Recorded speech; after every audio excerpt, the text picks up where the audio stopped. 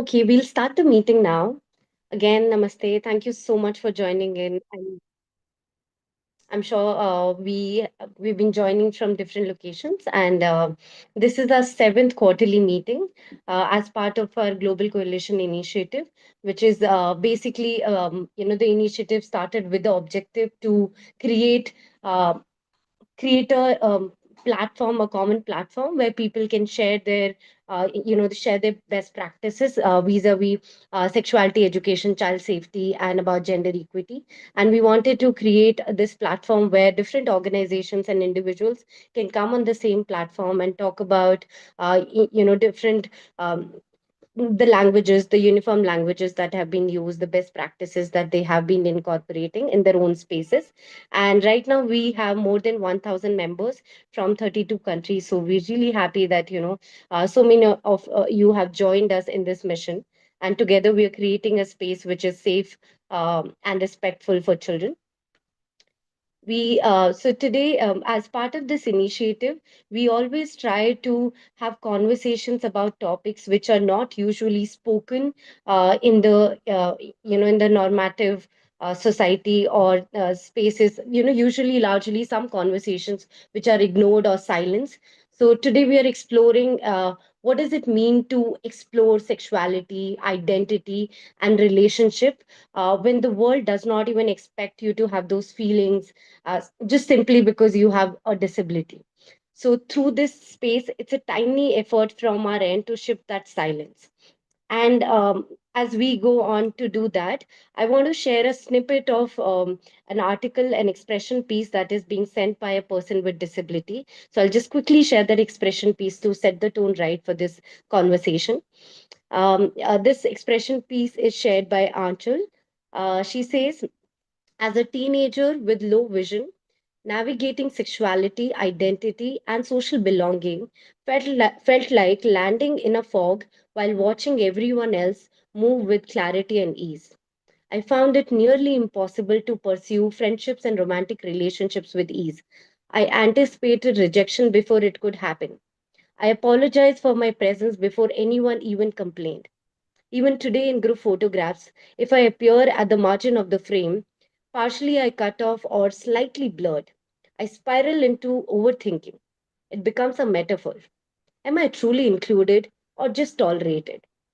This hyper awareness isn't vanity, it's a residue of chronic exclusion. And this absence isn't just in literature or media, it's in school corridors, and it in crushes never returned, in the silence of not being seen as a romantic possibility. And there is both grief and grace in this journey. Grief for the years spent trying to earn belonging, and grace in the moments I allow myself to rest in relationships without performance. And for many of us, the desire to be dependable and the craving to be dependent on are not contradictions. They're co survivors of a life spent learning how to exist in a world that was not built for us. On that note, I will introduce the moderator of this panel discussion today, Chitra Shah. Chitra has over 3 decades of experience in the development sector and 2 decades in disability. Chitra is also the founder and director of Sata Special School, a center for children with intellectual disabilities, which is based out of Pondicherry, South India. And her vision is reaching the unreached and including the excluded. Over to you, Chitra. Thank you so much, Sanjana, and a very, very good evening to all.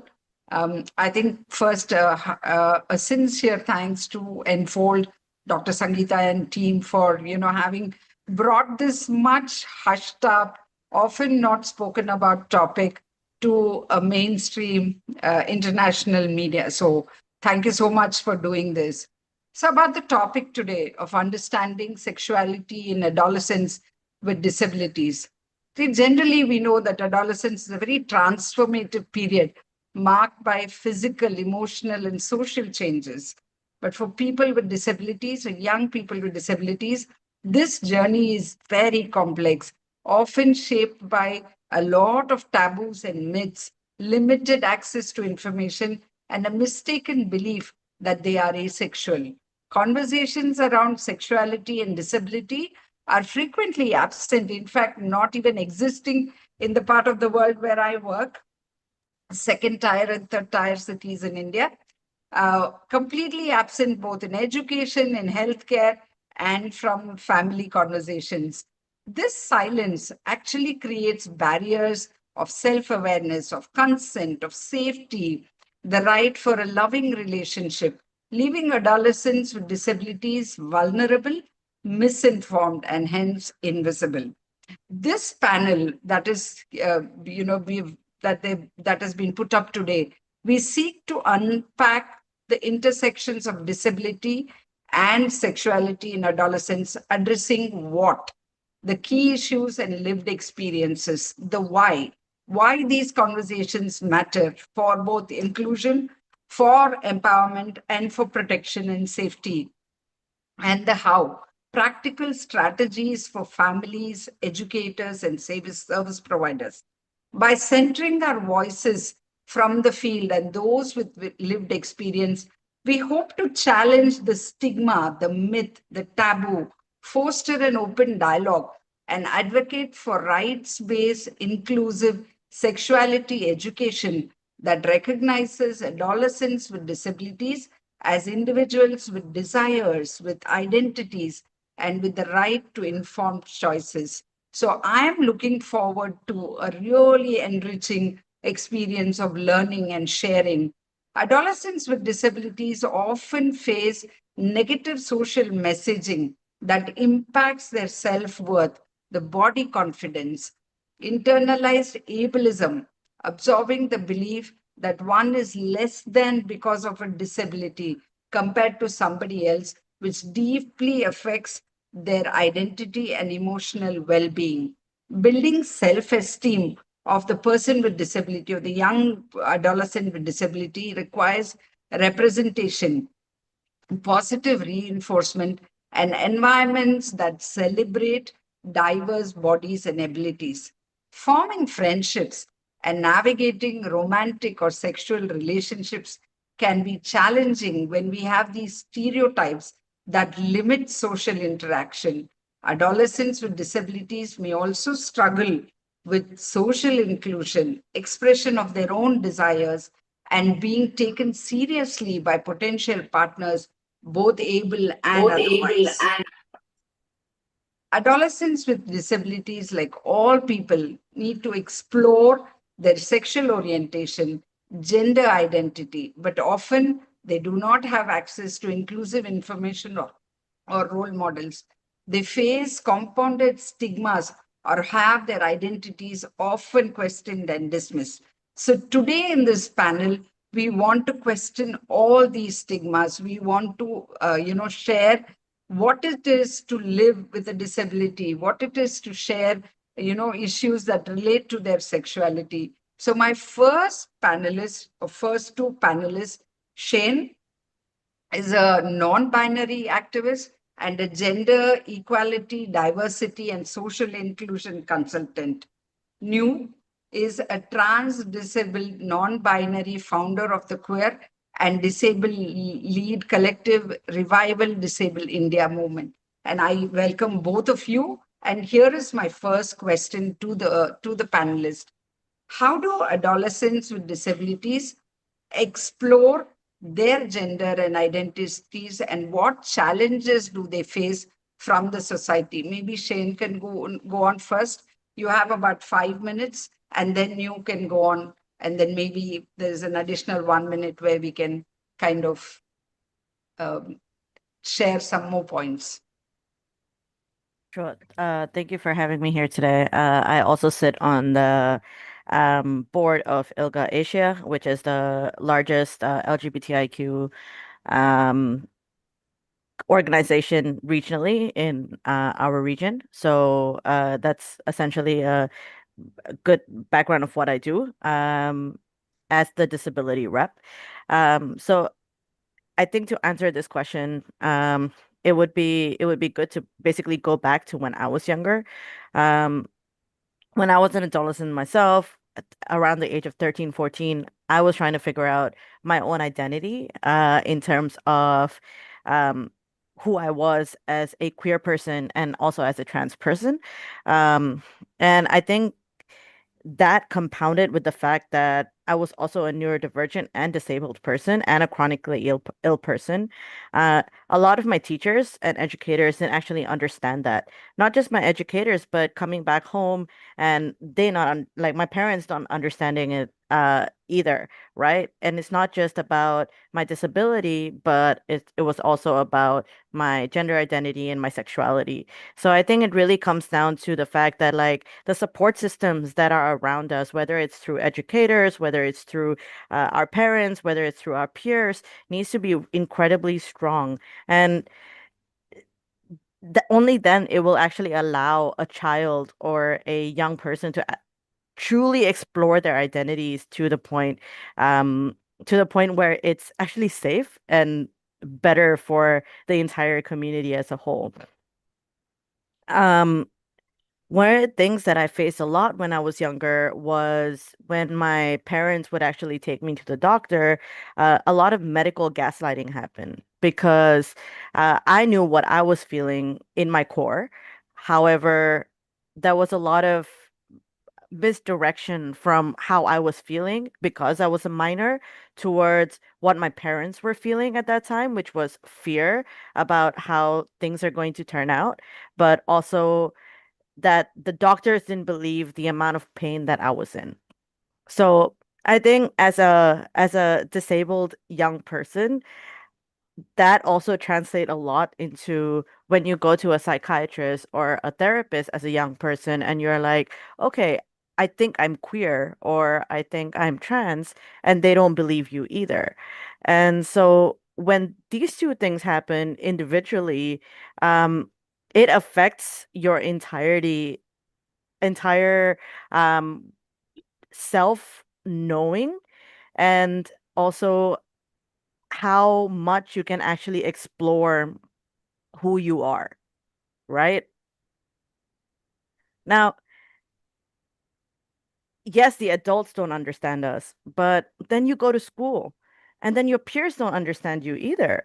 And how much that stops you from actually exploring yourself really affects not just the way that you perform at school, the way you perform in education, but also the way that you perform in different relationships that you hold, whether it's with adults or with your peers. And that's exactly why when Save the Children um, did a survey around mental health of LGBTIQ young people, it was actually shown that trans masculine participants had the highest rates of depression, anxiety, and suicidal thoughts. And it's not just that, but LGBTIQ children and youth are tend to be more ridiculed than their cis and hetero counterparts. So, for example, in Thailand, in schools, 75% of LGBTIQ children and young people actually face being ridiculed, 31% face violence, 53% face sexual harassment online, and 58% face offline. So this is already a really big number. Now, compounding that with and adding the identity of disability and neurodivergence to it, this number is much higher. And why I bring up the fact that LGBTIQ is so important in the conversation of disability is because 1 in 3 disabled people also, no, sorry, 1 in 3 LGBTIQ people also identify as disabled, whether it's disabled or neurodivergent, right? Um, and this is a huge number enough for us not to make LGBTIQ a disability issue and disability and LGBTIQ issue. So I think the cross movement is so important when we're actually talking about these things, uh, just so we don't isolate the folks who are multi-marginalized in both of those identities. For example, one of the things that I faced a lot while growing up was the disability space essentially said, "Oh, we're only here to talk about disability and not your queerness. And the queer space would only say, oh, but there's no space to talk about disability because we're already too focused on other issues. Yeah. And so this is so important, especially as a young person who went into this space pretty early on from the age of 13, 14, 15. And I think once we open up that space a little bit more and understand how these two identities overlap, it's going to be much better for children with disabilities to understand their sexuality. Yeah. Thank you. Thank you, Shane, for sharing us your both lived experience and also what it is to be there and not have anyone to share your uh, discomforts with. Can I now have Nu to share your views, please? Yes. Hello everyone. I hope I'm audible. Um, Thank you so much, Unfold India, for inviting me to this conversation. It was pretty interesting to in my preparation for the panel to go back and just look at my childhood, because for a lot of us adults who are now adults, when we grew up as disabled children, right? I grew up like a physically disabled child. A lot of us don't want to revisit our childhoods because of how traumatizing it was. And I've largely been a writer and a developmental sector professional. So it was very interesting to go back to my pieces that I published, like platforms such as Feminism in India, like just how, how I took up space within academia and how my gender has also changed.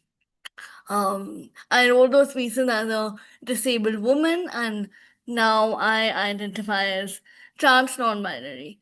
So, yeah, I would like to personally thank, whoever in Sanjana for inviting me to this panel, and initiating that thought. Um, when I think about adolescents and disabilities, I would definitely like to start with a um, with something that the National Education Policy of 2020 said and recognized. How it recognizes transgender students as a group facing educational access and having challenges, and includes them in a inclusion fund to promote equitable education. But it does not address the need for teacher training that includes non binary perspectives, leaving significant gaps in implementation. So, like we've often seen, there is hardly any sex education and sexuality education in schools have always been seen as very technical and clinical, and a neurodivergent child or any child, it's very complicated for them, right? So for me as well, growing up as a disabled woman, I would firstly like to start with how I used to perceive academia as a whole, because it's really important to see how disabled children exist within institutions, right? So for the longest time, I was unaware that I was even allowed to ask for accessibility within my school. And I thought that stairs, for example, were just something that I would have to deal with my entire life. Um, I had no knowledge about ramps. I had no knowledge whether I was like uh automatically I'd have to live in a world where classmates would have to help me up the stairs. And I often saw the act of dependence as an act of love, right? So when my mom would carry me up the stairs to my classroom, I would often see that as love. Or when someone would help me up the stairs, that would be love.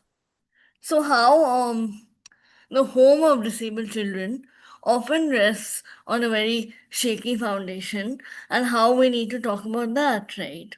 I would also like to talk about queerness and disability, and thank you so much, Shane, for bringing this up.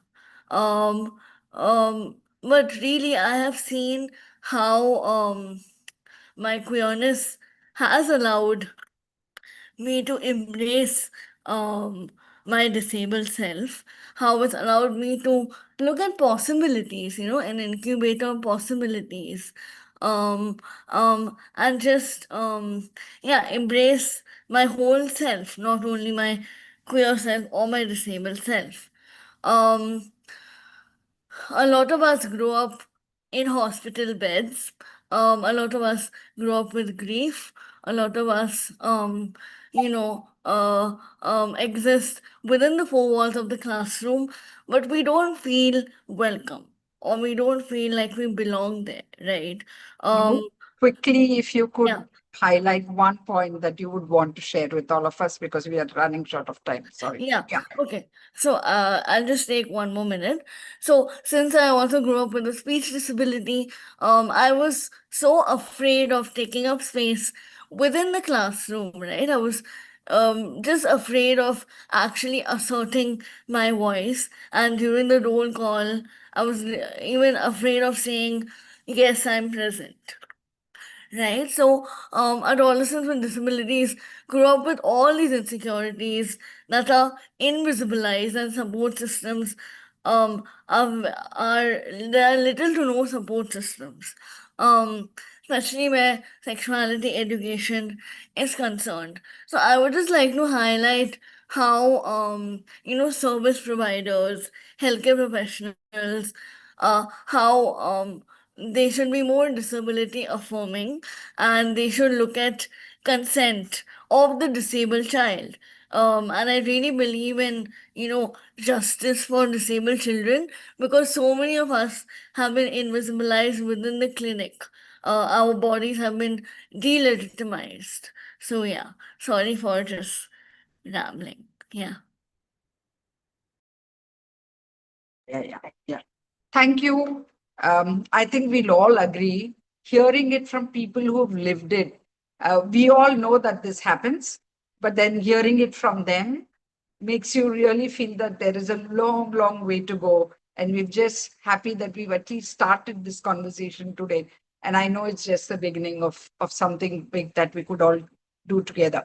So thank you for Shane and Noon for sharing, for being so, open, and thank you. Hopefully we'll try and find more solutions for you. My next person on the panel, Tania. She's a member of the Secretariat and Brand and Communications Lead for the Global Partnership Forum on CSE, also an inaugural member of the Disability Inclusion Working Group for the Global Partnership Forum on CSE. Tania, I know you're running short of time, but I quickly want to ask you two questions. But before that, when we look around, there's so much on the social media, on online learning, technology, for everything there is AI, there's this technology.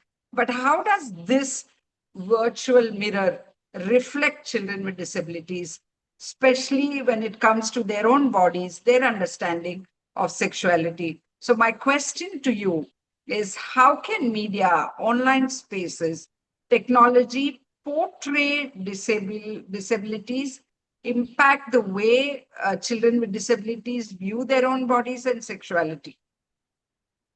Brilliant. And yeah, And go ahead. No, I'll come back to the second part of the question okay, after you finish. okay.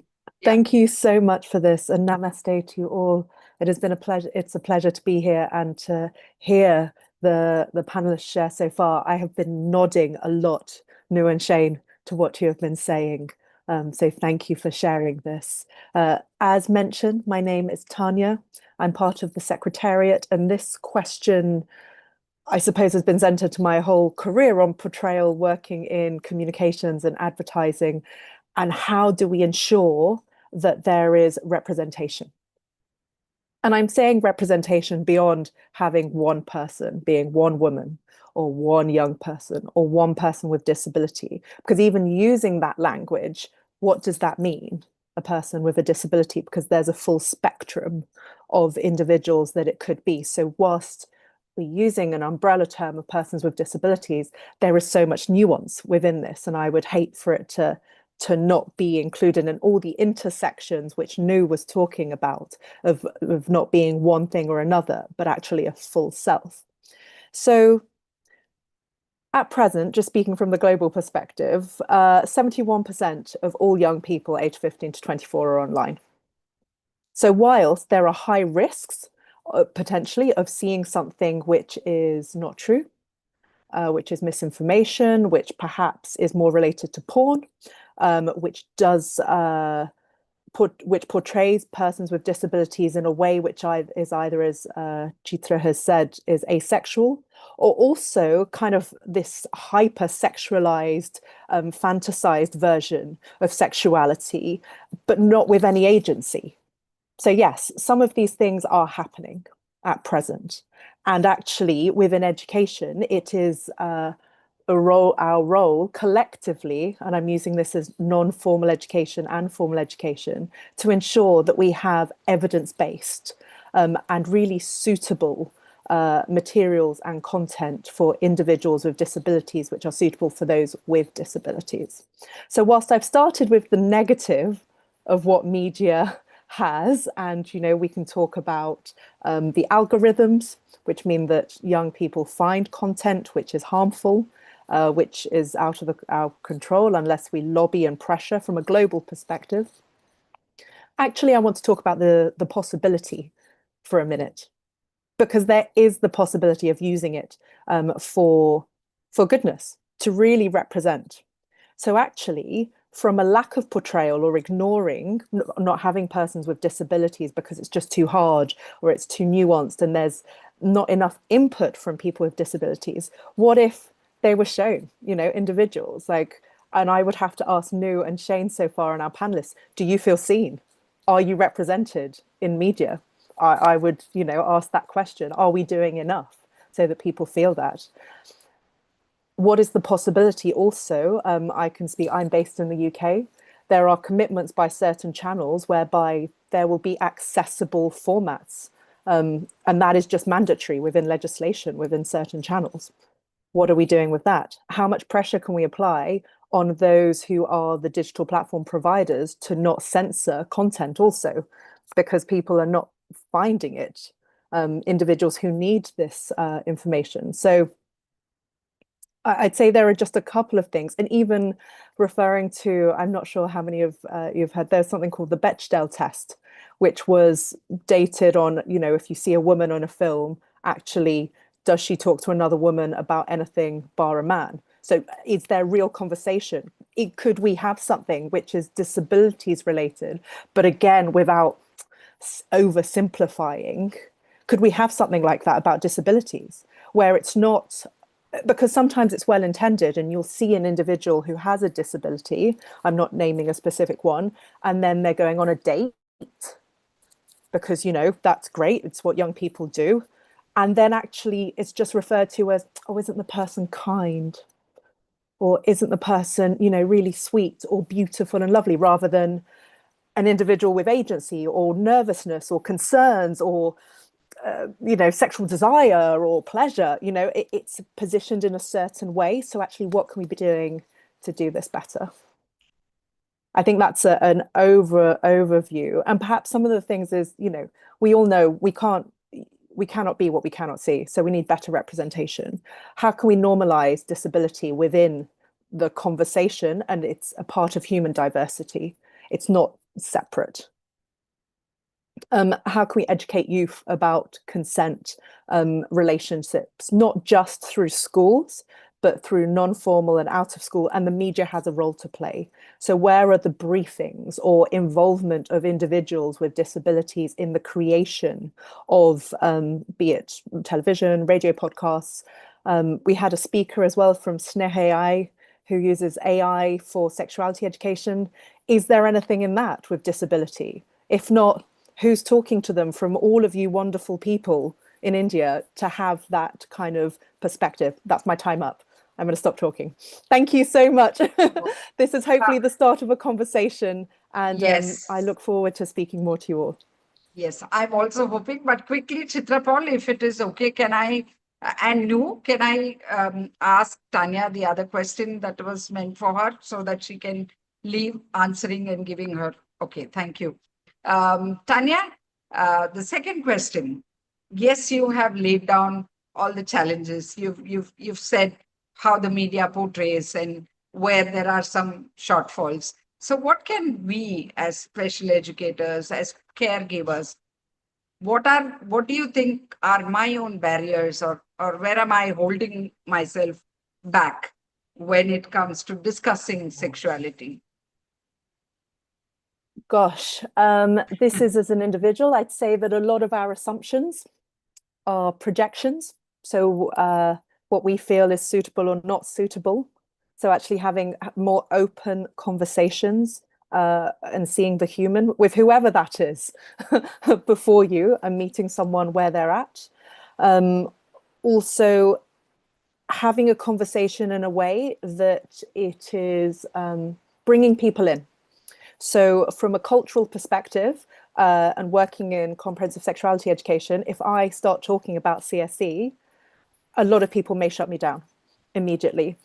And I'm talking, so actually, what are we talking about? I very much focus on values, on love, on caring, on healthy relationships with the self, with others, for society, with being your full self, with having absolute respect for those of faith as someone of faith, and speaking about this openly. So really bringing people in, I think, is what we can be doing. And what's stopping us is sometimes we don't know. And this, I'm sure you'll talk about afterwards with educators. Educators often want training and specific training to all the diversities and methodologies which can be used, because there's this thing that you're going to get it wrong, or you could get it wrong. And then you've got parents who are going to perhaps blame you, or not all parents, but some who may criticize or question what you're doing. So we need to really have space to honestly and openly, with that intention, make mistakes and correct with kindness. So Nu, I hope if I've said something inappropriate that you will then come to me afterwards and say, actually, I wouldn't use that term because of XYZ. And I'd be like, oh, great, I've learned something. Thank you. Like we need to have that kind of culture. I'm so sorry it's so short. But yes, as I said, I hope that we'll be back, and we, as part of the new Disability Inclusion Working Group with the Global Partnership Forum, will be looking to, perhaps as our first item, bring all of the materials together, because there are so many materials, and actually having something which would be useful for those working in CSE, but to have more of a mindful approach to disabilities would be a good thing. I hope this will be useful, and I look forward to connecting again soon. Thank you, Tania. I Thank think you so meeting much. someone where they are is where I think we should all begin with. And yes, we've just started this conversation today, and we do have, I think, but it's very encouraging to see that there are so many professionals out there who've either had lived experiences. Some of you are in this profession and kind of willing to share and starting this, to even have this as a conversation, which is generally hushed up. So thank you so much for taking time off and joining us. So can I go back to Nu with the previous question of how can media and online spaces portray disability? How does it impact the way children with disabilities view themselves? Like, as somebody who's lived it, what has been your experience? And quick. Okay, thank you. So, I just want to start by saying that, we are people with lived experiences, but we are experts, of our own bodies, but we are also experts at our work. And definitely, lived experiences are valuable for a lot of us, for the majority of us. For example, for me, um, this is how I started my career, right?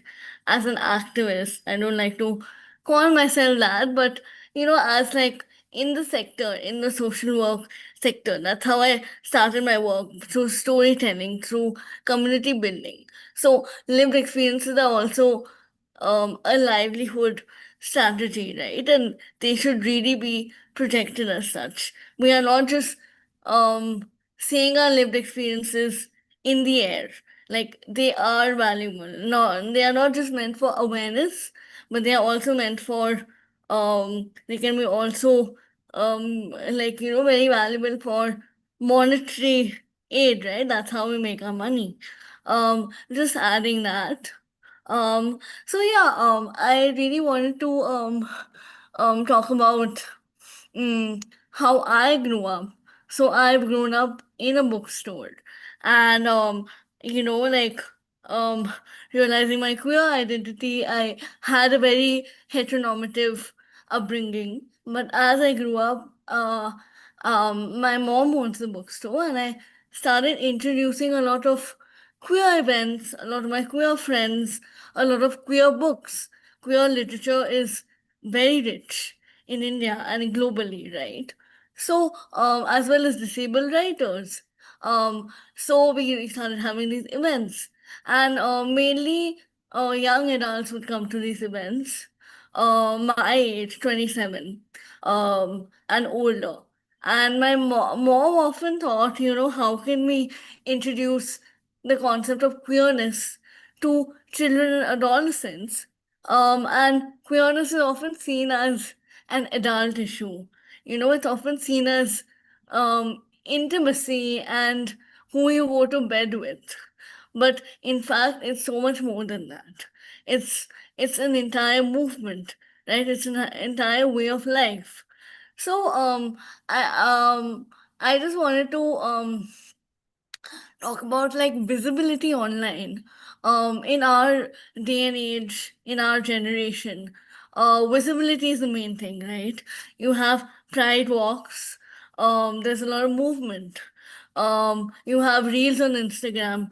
There's a lot of visibility. You have to be out loud and proud, right? So in that sense, how do you exactly, when you're an adolescent, when even when you're a young adult, how do you maintain safety in these platforms, while also having your agency, having your decision to post on these platforms, right? So, I would also like to mention point of view and organization. My friend Shazia is in the audience. So how they also talk a lot about people with disabilities and online visibility, how there's often a dignity of risk involved. There is a risk, but the dignity lies with you on whether you should post or not post, what you should write about, what you should not write about. So definitely, I would like to come back to, we are the decision makers, we are the experts of our own bodies. We have a say on what happens to us, what doesn't happen to us. And Where online safety of children and adolescents is concerned, whether the role of social media is concerned, social media has been a magical place for a lot of marginalized individuals, especially, when you talk about Gen Z and millennials. In my generation, we found our communities online. We've built online platforms, right? A lot of communities, we have, like, for example, a WhatsApp group, which I'll talk about, which makes information accessible, because information is power. So instead of making a doctor's appointment, just like 10 seconds. Yeah, instead of making a doctor's appointment, you would ask a question on the group, whether that's personal, whether that's school related, whether that's sexual, anything. And you would immediately get a reply from someone who's like experienced the same thing. So a support system in that sense, like building support systems from within the community, right? And which are disabled and trans-led. People having, people helping those who have, disabled people, basically helping disabled people is what I really believe in, self-sustaining movements. So yeah. Thank you so much. I think two very powerful takeaways.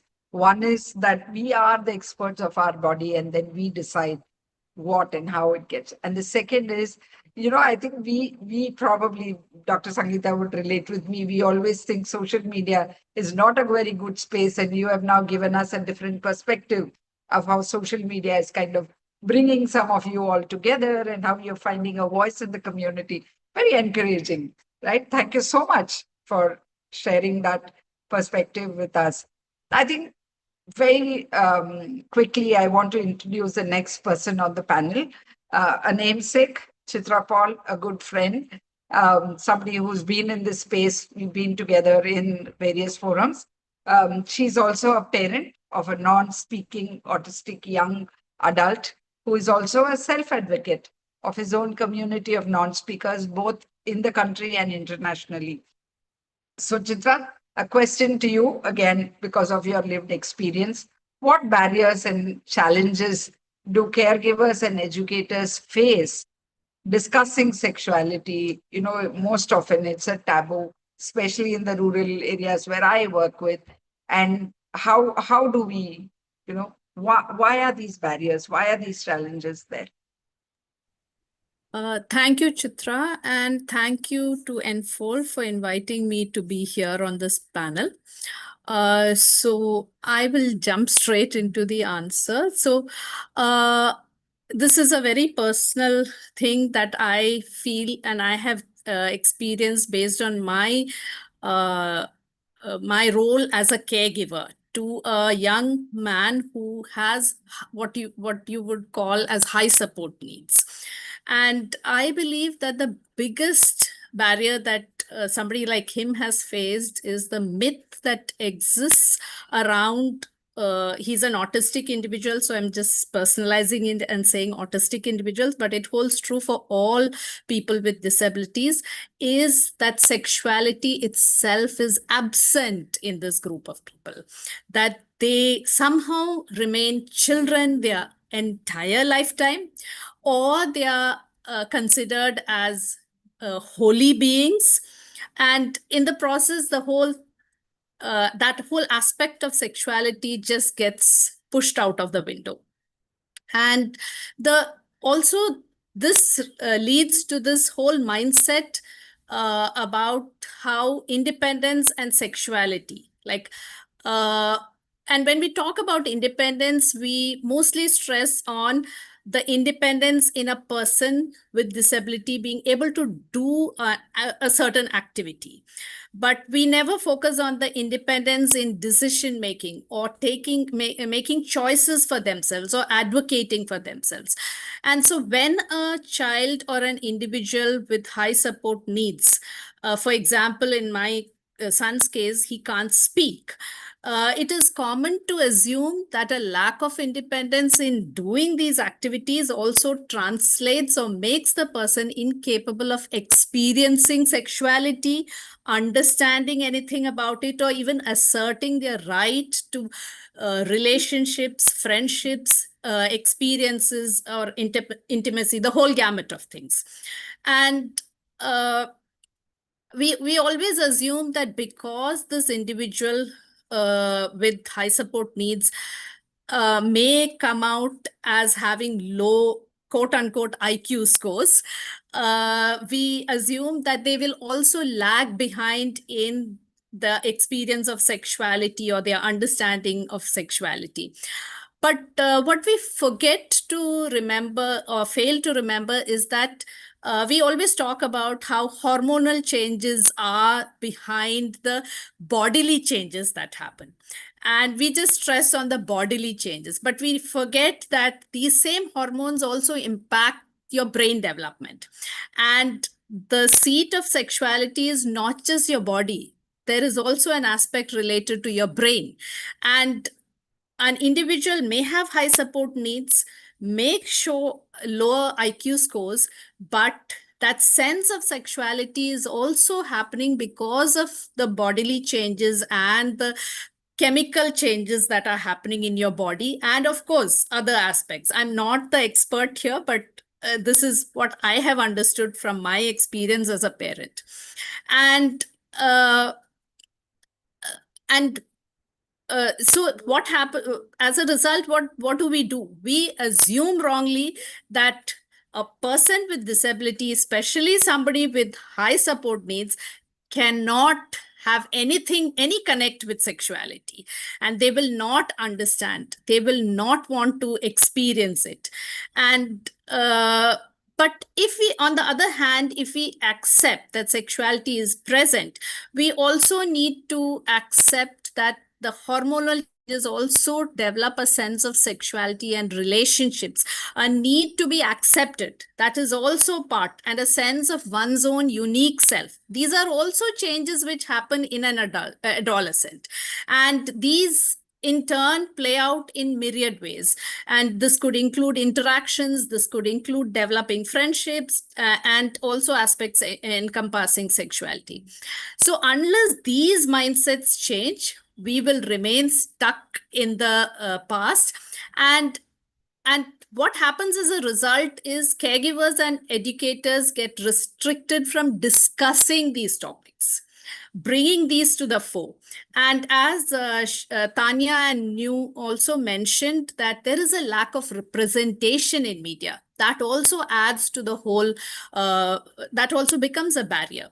And of course, in the context of a country like India, sexuality as a topic is very taboo. And if you go into the rural spaces that Chitra, you were mentioning, it becomes a moralistic compass that is used. So these are all things that end up further suppressing this important aspect of their personalities, and they actually close down opportunities for an adolescent with a disability to even think or explore about sexuality, about their own or in general.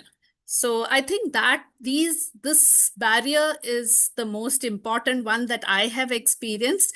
The whole act of considering the person as a child or as a holy being, which kind of just shuts all doors. Thank you, Chitra. I think I do resonate a lot of what you said. Be it, children with special needs are asexual. They always referred to as children. They are God's children. They've been handpicked to be whatever they are or represent whatever they are. So, and adding to it, this issue of sexuality being a taboo. I remember when we were talking about masturbation, the mothers were all shocked as to what is this discussion that's going on? Why do you want to teach it to a child who doesn't need it? So, the decision that this child doesn't need it comes because they have a special need, and, we just assume. So, following on that, I think I would be more than, I think, a privilege to welcome somebody who's been a pioneer in this field, Vaishali Pai, our next panelist, a seasoned occupational therapist with over 35 years of experience in the field of childhood neurological conditions and disability. She's a founder of the Tamar Trust, a pioneering organization in Bangalore that provides holistic therapy and support children with disabilities and their families. Welcome, ma'am. Thank you so much for joining. And what I would like to ask you is, with the experience of working in your NGO, and with years behind you, do children with disabilities actually express curiosity about sexuality? How do they handle attraction to the opposite gender or to their own? And do they have an identity, or are they able to understand this? And is there a program that you follow where it supports the children to exploring this in a very respectful, when Chitra Paul was talking about how this is actually shut down and said, these children can't understand, don't understand, you don't need to talk about it. Why are you introducing something that they can live without? And I would like to definitely hear your experiences on this. Namaste, and thank you so much for asking me this question. Thank you, Enfold, for having me here. Sorry, the throat is scratchy, so I hope my voice comes out well. I had prepared a whole deal of things to talk about, but thanks to everybody who has spoken before me, I don't need to repeat any of this. We all know the cultural nuances of Samahar, of India. We know the taboo subjects. We know everything. Before I answer your question, I just want to share one example. Sorry, one story. So as you said, that we have I represent the persons with intellectual disability. Most of them are moderate to severely affected, and that is, according to me, they are this invisible niche group.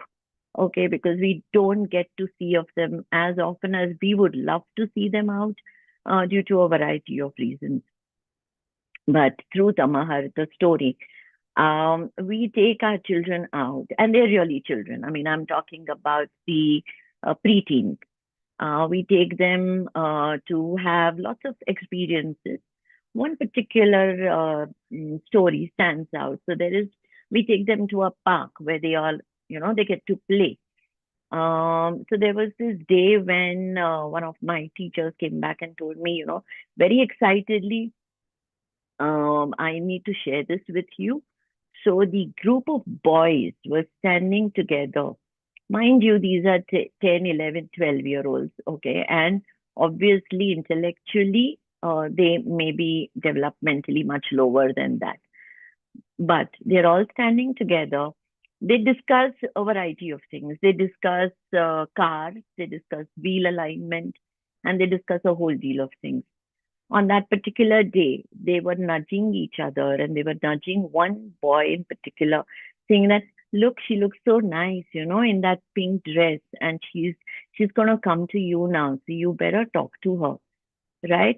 I'm telling you, I was so excited when I heard this story, because to me, it was coming of age of my kids. And for me for all of us, when I say me, I represent Samahar, for all of us to actually figure out that how they are figuring out themselves. So forget about those hormones and those chemicals and the brain reactions and all of those things that are happening. They're actually coming out and discussing among themselves just like any other preteen would. And so we were like, wow, this is the point, and we need to catch this point. So of course, we don't go all gung-ho and start talking about sexuality, etc. We take a bit slow, but we ensure that there is a safe space for people to talk about, to discuss things. I can only talk about Samahar. I wish I could talk about the larger sector, but I know that it is not the same everywhere. I can talk about Samahar, where we give them a safe space to form extremely good, happy friendships, gender immaterial, and allow them that freedom to reach out to each other. And this goes on to talking also about our adolescents and our young adults. So it does not, I'm not only going to talk only about the preteen boys that I spoke about just now. And of course, the girls, they have suddenly started taking an interest in their appearance. Right? So what am I wearing? And I have this matching earring, and I have whatever. So they are showing us all kinds of signs. Now, how do we navigate this further is actually the task for us. It's a thin line, I feel, where we need to encourage them, but at the same time ensure that it is within safety bounds. The other thing that I want to talk about, thank you, Nu, for bringing out so many things in your talk, and also Chitra Paul. So one of the things we constantly face with is the masturbation issue. And I just feel that, from our perspective, one is, of course, you start talking and preparing and looking at things much earlier than the preteen age. You start right from childhood, where you know that these children are going to grow into these hormonic stages. But most importantly, I feel that from the sectors that we come with, we should prepare parents to accept that this is going to happen. Especially with boys, masturbation is a done deal. It's up to us how to teach people safe spaces for themselves and accept it as normal. The third thing I want to talk about this whole thing about social media. One simple example, I know I have 20 seconds, is the question about the phone. You know, we want to give all our children phones because we want to make them independent in travel. Now, what has travel got to do with sexuality? There is a lot because there's so much information. And unfortunately, we can't hold back our kids to not go to that space. So, how are we going to do that? So, that is another thing that we would like to work on and talk about, and we do so. So, I hope I have answered your question. Thank you. I think I'm sure we could go on talking about it because you do have so much experience. I just wanted to add a couple of things from the work that we do. I think, I remember the shock on the parents' faces of the mothers when we first started this conversation. And luckily, I think we had Enfold's Suvidha Kit, which kind of helped us, systematically bring this topic in right from menstruation, the human physiology. And so sometimes even the mothers weren't aware of what was this that we were talking about and why were we talking. And I remember mothers coming and telling us we had babies without not even knowing what this was all about. And from there to today, when mothers can freely discuss this, especially in our mothers support groups, I think we've come a long way, but we still have a long way to go.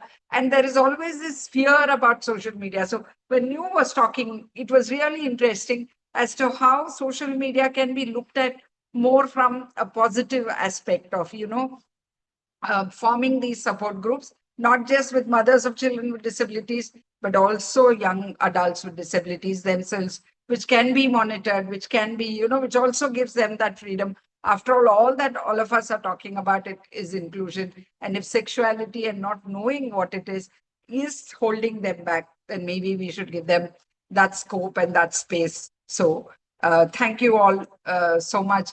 My last question, I think, to both Chitra Paul, to Nu, and to Sean is how can we support these adolescents in actually forming very healthy friendships, not always romantic, but if it turns romantic, how do they navigate these romantic feelings and expressions? And I guess in some places, keep it very culturally appropriate, if I could just use the word. But before I kind of give the space to all of you, I think, Ashika, thank you for pointing out. Yes, I stand corrected. When we talk, we probably should not be using the word asexual. We probably should be using devoid of sexuality. And yes, I stand corrected. Thank you for pointing that out. Any of you, maybe Chitra, you could start, and then Sean, and then Nu.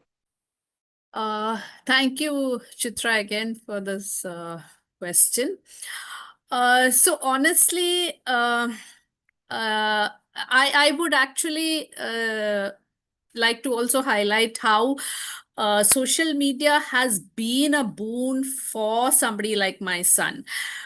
He has a community similar to what Nu mentioned, and it is a group. There are multiple groups he's part of where he has fellow people with disabilities, with autism, and with non-speaking autism specifically. And so there is a sense of community that he has been able to experience because of social media. But I would also like to highlight that there is a lack of inclusive spaces for individuals with high support needs to explore these opportunities, even to form a regular friendship, a platonic friendship. There are hardly any spaces. And when I talk of these spaces, I'm not talking about segregated spaces. I'm talking about inclusive spaces where they can also connect with people who are not disabled, who may have a different kind of disability from them. But sadly, we don't have those spaces and where they can explore. And unless these spaces, physical spaces, are also available, I don't know. Like, I feel friendship is the first point, and then you go on to explore romantic or other experiences, right? So when this kind of a physical space is absent, it limits the young individual greatly. Social media also can, to some extent, compensate, but eventually the physical in-person interaction is what makes all the difference. And it actually pains me as a caregiver. It pains me that there is a lack of such inclusive spaces. And if I may say so, I would go one step ahead and say I am scared of the day that he will express a desire to explore intimate relationships or sexual feelings, because I know of no such spaces, at least in the context of India. And as of now, he does understand, and we have always had a normative conversation around sexuality. So he does understand, and he has clearly said, right now, I'm not interested. But I don't know. He could say at some point that he wants to, and I'm actually scared of that moment. That is the honest to God truth. So I don't know if I've answered your question, but friendships, yes, through social media, some of this has been happening. And I've also put in a lot of effort to kind of figure out ways where he can meet people with whom he can form friendships. But end of the day, it is he who has to do it, but there are no spaces, sadly. Yeah. Thank you. Thank you, Chitra. I think we all agree to that. There's real lack of inclusive spaces, be it education, be it relationships, or be it just places where young adolescents with disabilities could just hang out with their peers, where there is a lot of buddy culture happening, where somebody is supporting each other. So, Sean, can I get your inputs and opinions about it? Yeah, I think it's really hard for us to talk about uh healthy friendships or even like romantic or sexual feelings without facing the root of the issue first, and that is ableism and internalized ableism in itself. But not up even apart from that, like, okay, so I think I need to say this before like we even like try to figure out like these really complex issues, that if we're not going to the root of the issue of what society is dealing with in terms of understanding disability and understanding queerness, we can't talk about other more complex issues. It's just as easy as that. We need to understand the foundation. And the foundation is that like we can't even get the language right at the moment, right? Because the language that is being created is mainly from people who are adjacent to disability rather than disabled people themselves. For example, I think there are a lot of a lot of language like special needs, for example, and the community has actually come out and already said that like it is a term that is not designed for us and not designed by us. The term that we prefer to use is either persons with disabilities or disabled persons, either whether it's person first or identity first, depending on what the disabled person actually prefers, right? Another thing that like I really want to bring up is the fact that there is so much tokenism and infantilization of disabled people, because when we're talking about friendship and we're talking about romantic and sexual feelings, how can we trust like sorry, let me rephrase that a little bit. There is no trust in the disabled person to make the decision by themselves to make these healthy friendships and to hold romantic and sexual feelings with other people. When there is no trust, how do we expect someone to have the autonomy to essentially go and make these relationships with other people? We are so controlled by whether it's in the medical system or by adults who are in our life or by parents or by caregivers or whoever in our lives, that we're so restricted by what we can do and by by what we can actually explore, right?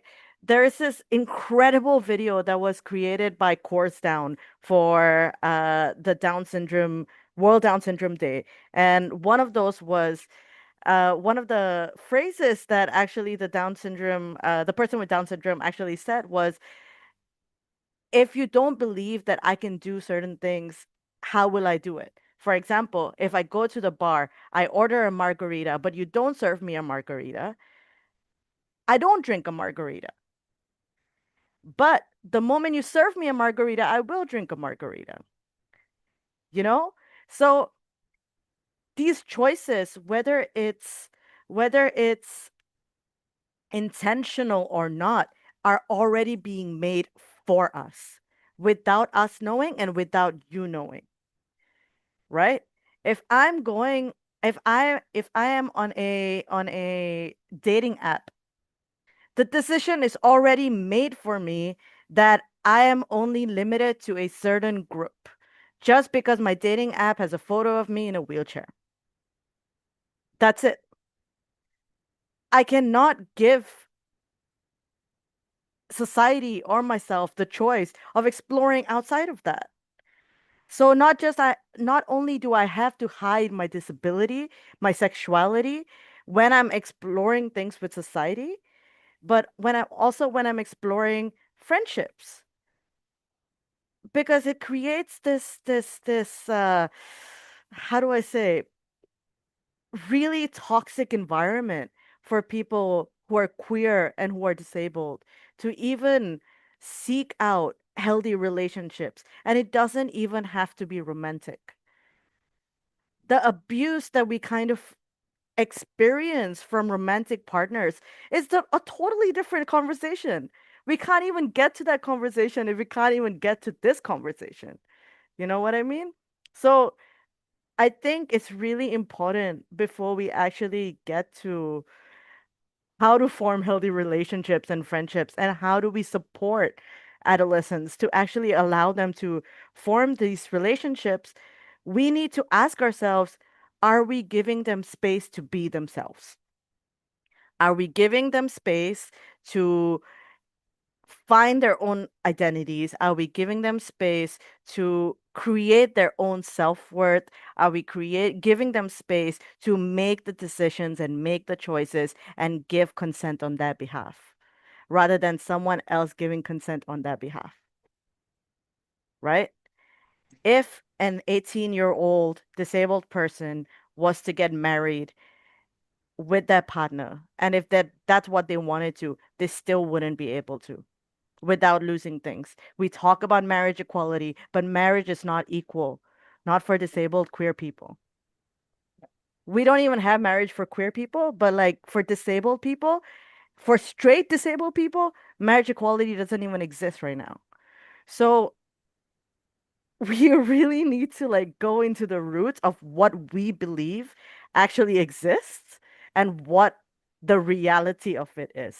Yeah. Right? Thank So you. Sorry, we're yeah, really running sorry. out of time. I want to give also Nu a quick, maybe Oh, 1 or no 2 worries. minutes. I think Nu I will heard also it, talk like about I think consent. we all heard it loud and clear. Give us the space, give us the choices, and then we can talk about it. Yes. Yeah, Nu, yes, please go go for it, ahead. Nu. Yeah. Quickly. Yeah. Uh, Definitely I don't know how I can follow through like after what Shane said. But definitely I would like to say how access is um really not is not like allowed. We deserve access regardless, right? We own access. We disabled children deserve the world. But at the same time, I would say that I do understand Chitra's fear of having a disabled child, with their sexuality, because often, I was looked after by my mother growing up, and she would often say when I these terms like virginity and these terms like exploring my sexuality, she would often tell me I'm too weak to have sex, right? So physically disabled people, women, gender diverse individuals, um, caregivers look at their sexuality in a certain way, right? And there are safety issues. Let's not let's not invisibilize that. On dating apps, you're perceived a certain way, like Shane said, when you're disabled, when you're Dalit, when you're queer, when you're any other marginality, right? So how do we acknowledge that, give, like, they already have the freedom, right? We just have to provide a platform to amplify the freedom, right? It's not like giving voice to the voiceless. Actually, it's just amplifying each other's voices, right? So yeah, I would just want to add that, and moving beyond token diversity, to actually affirm to affirm our disabled queer people and disabled children's right to, desire intimacy and community. Yeah. Because I loved what Chitra said about community, about friendships, about platonic intimacy. That is really important. Yeah. Before romantic desires, before love, before marriage, right? All those institutions that are often inaccessible to so many Yeah. of us historically, right? Yeah. We need to also see how do disabled children support each other. And lastly, I would just like to add one tidbit of solidarity that I've experienced in my life. For example, like, we go to these foreign, like, we went to Bangkok for this conference. And I have a friend who was also physically disabled, right? And the bathroom had a tub, which was very inaccessible for both of us. So they taught me accessibility for myself, how to, lay out the mat so my foot doesn't slip in the shower. And I really feel like these tools and these hacks have to be taught, You, right? if we can, we are Yeah, really running out of time. I'm really, yeah, really yeah. sorry. We'd love to hear more of this, but I guess for lack of time, I just want to kind of, I know this is just a first of the many conversations that we are going to have. A lot more, I think, as till this becomes dining table talk. That's how I look at it. It has to become day-to-day conversations. People don't need to feel, shy, offended. Please give people with with disabilities the choices. Let them decide for themselves. We just have to be supportive and guide. And I just loved all that the panelists that were here, amazing experiences, and thank you for sharing it. I probably now hand it over to Enfold and Dr. Sangeeta. Thank you for giving me this opportunity and really, really appreciate it. Thank you. Most welcome. So while we have been discussing a romance and sexual feelings and diversity, I will quickly show some of the materials. I don't know why this is happening. There is an echo. Yeah.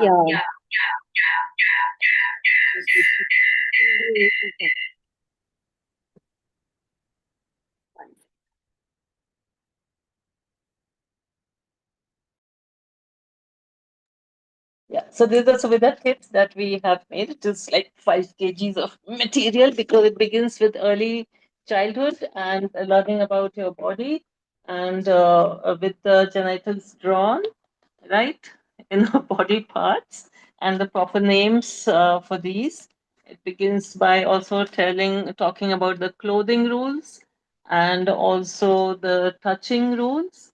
And then as the children grow up, they also have puppets of different ages for different sexes, with again, the genitals are clearly drawn in all of these materials. We have sequence cards on masturbation as well as on, changing the menstrual pad and all of that. We have more books for boys. We talk about wet dreams. We talk about having erections and managing erections. And we talk about masturbation, touching yourself. That we have also for girls, touching yourself, besides many other uh, social scripts. We have romantic feelings, how to manage them. Because this is for under 18, we don't have to talk about, as an adult, what can happen. And then there is when I feel different. So it is about when it is a non-binary and also intersex is talked about.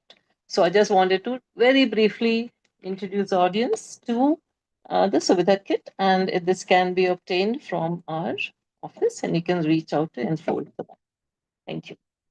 Thank you so much, Sangeeta ji. We have put the mail ID. If you want to get the kit, you can always drop a mail.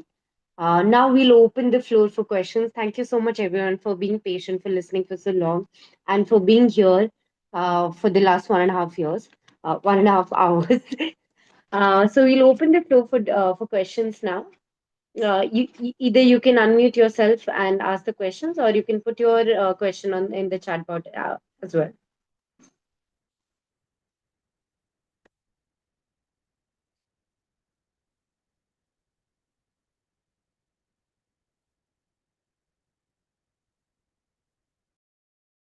Hi, this is Kirti. Can you hear me? Yes. Hi, Kirti. Yes, I can hear. Yes. Good evening, everyone from India. I loved the conversation that we have had today. It's really very, very insightful and helping me understand I would say giving me deeper insights into sexuality of children with disabilities or adolescents with disabilities. The Suraksha kit that Dr. Sanjana shared right now, I saw some books in that Suvidha kit. Now, I just wanted to understand, are those books meant for the children to read themselves? Yes, it depends. Yes, it depends on the child. If the child is able to read, then it is for Yeah. them, because it does say I in all the books. It says I. Where Mhm. needed, the parent or the teacher may support. Okay, yeah. So that was my next question actually.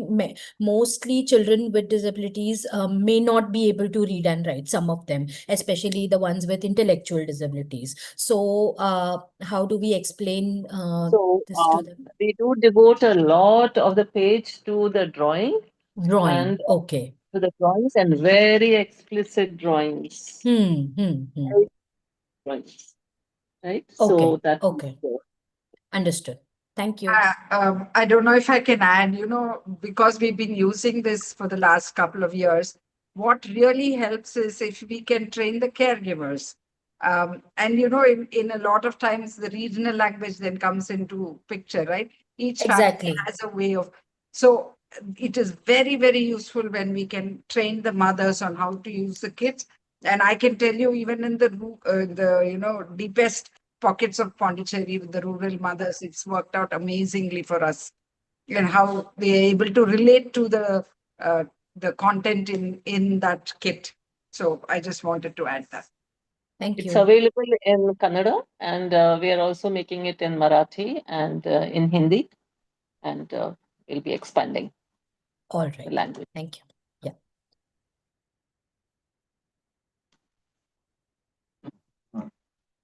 Any more questions?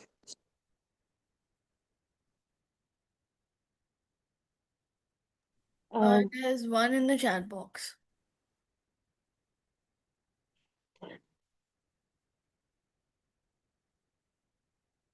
from Ashika. What is it, Nu? Can you Yeah, repeat it? it's okay.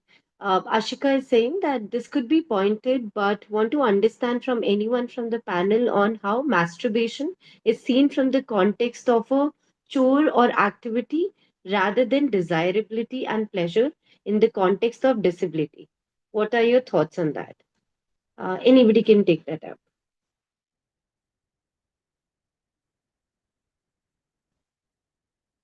Any of the panelists? Anyone wants Do you to? want me to talk about it? Yeah, anyone can go. Yeah. Yeah, Vishal. All right. Yeah.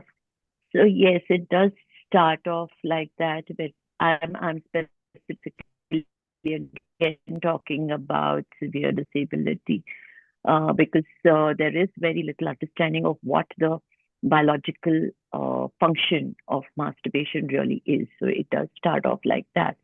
But eventually, as there is more maturity, there is going to be the functionality about it, and and that is why it becomes very important for us to give it the respect that it deserves, and to help the person understand and navigate that space where I'm talking about private spaces, etc., where they know that they can go there and this is normal and this can happen and there can be accidents during the night, and all of those kind of things.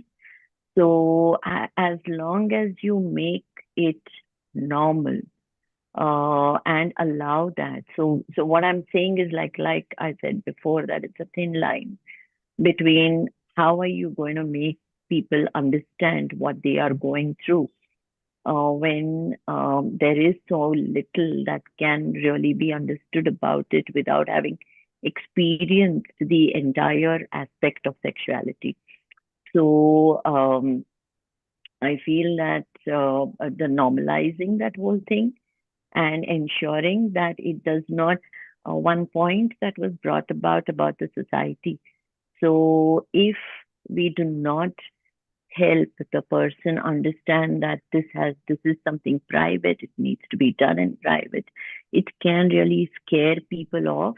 I'm sorry, I know people are going to be up in cudgels against me, but that's the reality of our society. That's the community we live in, and we cannot forget that. So before, like Shane also mentioned, before you get on to romantic relationships or sexual relationships, first understand that this is a biological need.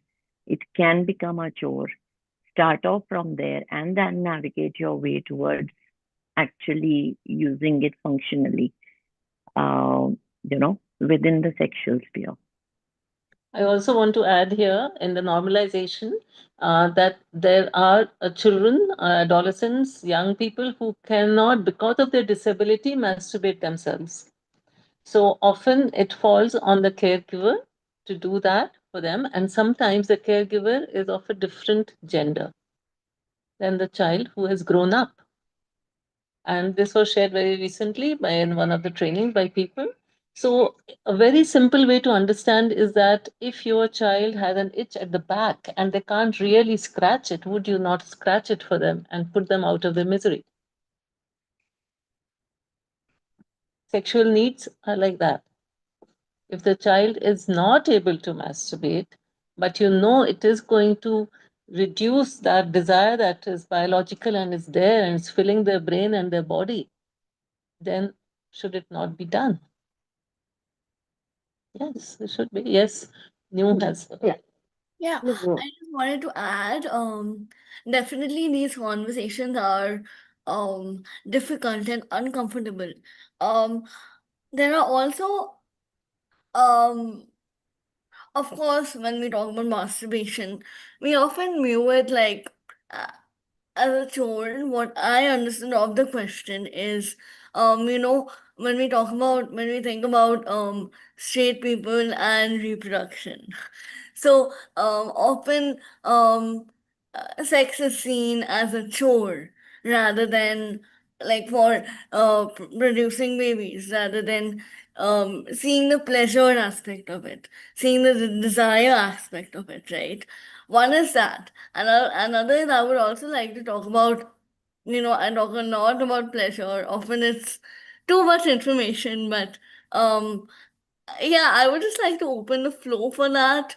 Um, you know, about introducing accessible sex toys to your disabled adolescent, if that is something which can be discussed about. Because I definitely think, like, for me as a physically disabled person, Yeah. accessible Okay. sex toys have changed my life, honestly. So, you have like vibrators that, you can, that don't hurt your wrist, right? That are accessible for people with arthritis, with physical disabilities. So there definitely is, we should be fun around the conversation of pleasure and desire and masturbation, instead of seeing it from a very clinical perspective, instead of seeing it from a very sanitized hospital like perspective. Definitely, we need to have more conversations in a very fun and humorous way. That is what I believe. And I would like to tell everyone about one resource. So, Agents of Ishq is a resource on Instagram. On They have websites. They are very far-reaching, and they explain sexuality in a very fun, humorous way. So I definitely feel that is something you can introduce um, your child, adolescent to, instead of just, diagrammatic biology textbook kind of curriculum. Yeah.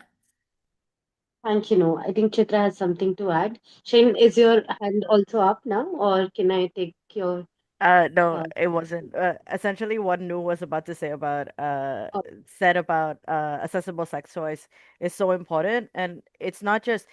Sorry, let me just add this very, very quickly. It's not just about accessible sex toys being available, but it's also about the legislation allowing for sex toys to be available. So it's not just a like a one issue, like mm, done and dusted, right? It's multifaceted in terms of, okay, we know that we want accessible sex toys.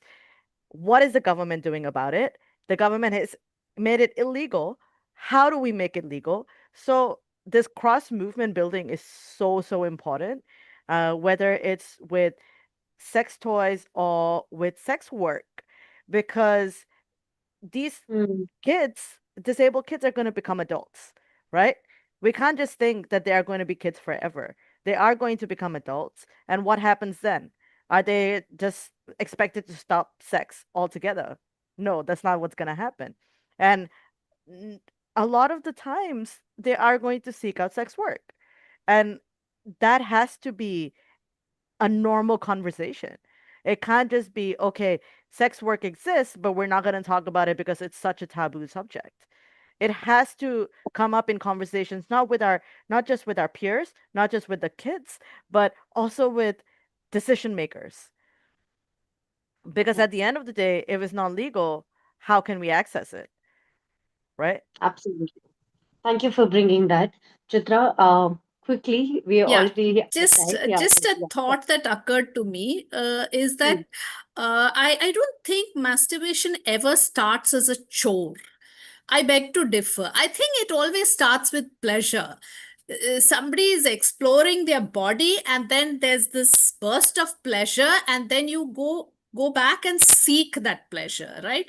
Maybe the chore of it could be about educating the individual or the child to do this within private spaces, and take care in terms of not harming themselves, self-harming, because of certain methods that they are using and stuff like that. I don't know. This is just a thought that came to me, that masturbation is always about pleasure. It starts as a pleasurable activity and it continues to be. The minute we make it a chore, I think the pleasure just gets thrown out of the window. I don't know. It's just a thought that I had. Thank you. That's absolutely right. And that's why children as young as 1 and 2 year olds will masturbate. Thank you so much, everyone, especially the people who have done the interpretation, sign interpretation for us, Manisha and Deepika, and also Chitra. Thank you so much for beautifully moderating the session. And a big, big thank you to all the panelists. It was so beautiful. I'm so sorry we were not able to give you enough time. And I know that this conversation needs larger, discussion.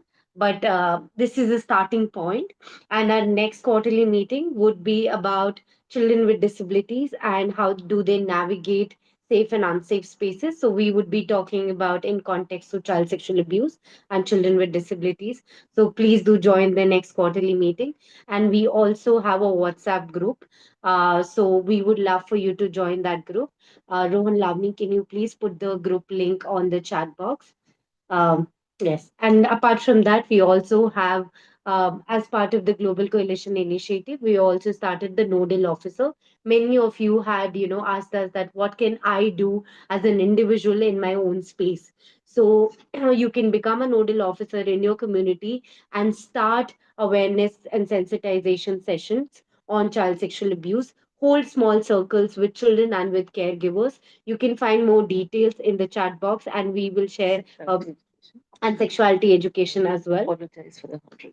Yes. And so you can find it on the Global Coalition page. In the same page itself, you can find details about the nodal officer. And in case still have some doubts, please reach out to me. I will share my mail ID as well here. And apologies, we did not, we had only Zoom limit of 100 people. But yeah, we forgot to cross check. Forgot to cross check. So this is a mistake from our end. Usually we have more than 200 people joining us, but there have been a lot of people who have joined the YouTube link as well. But yeah, on that note, thank you so much. Have a beautiful evening, afternoon, morning to all of you. Thank you so much. We'll see you soon again in the next quarterly meeting. Thank you all the panelists, Thank and you. thank you all the panel Thank you. participants. Thank Thank you. you so much. Yeah. Thank you. Bye. Thank you.